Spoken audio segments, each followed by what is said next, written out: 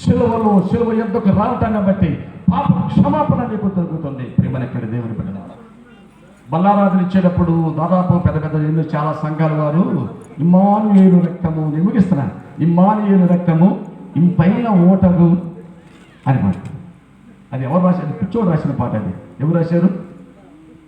పిచ్చోడు రాసిన పాట. పిచ్చోడు ఎవరో తెలుసా? William Cowper.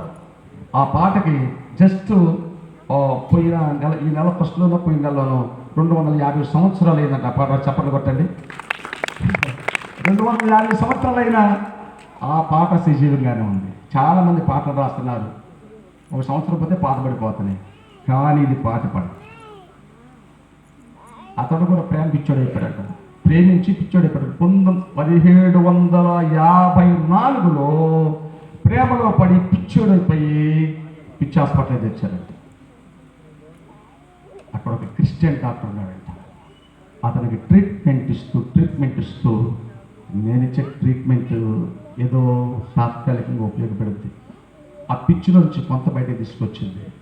నువ్వు యేసు ప్రభువుని నమ్ముకుంటే నీ మెంటల్ మొత్తం పోయింది. యేసు ప్రభువు నువ్వు సాక్షిగా ఉంటావు.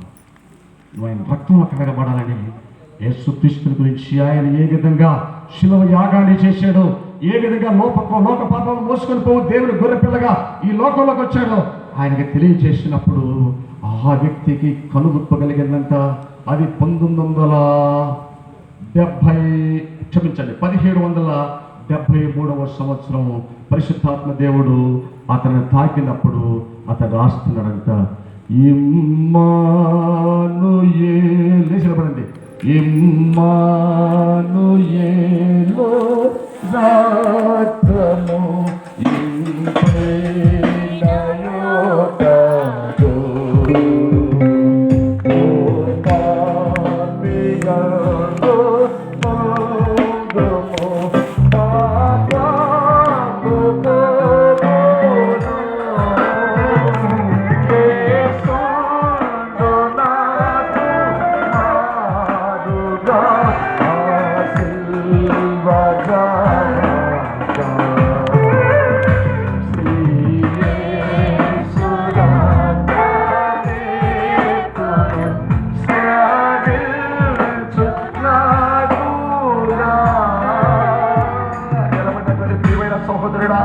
సహోదరి, శిలువ దగ్గరకు వస్తావా? ఒక్క నిమిషం ప్రార్థన చేయి. ఒక్క నిమిషం దేవునితో నీ హృదయం ప్రార్థన చేయి.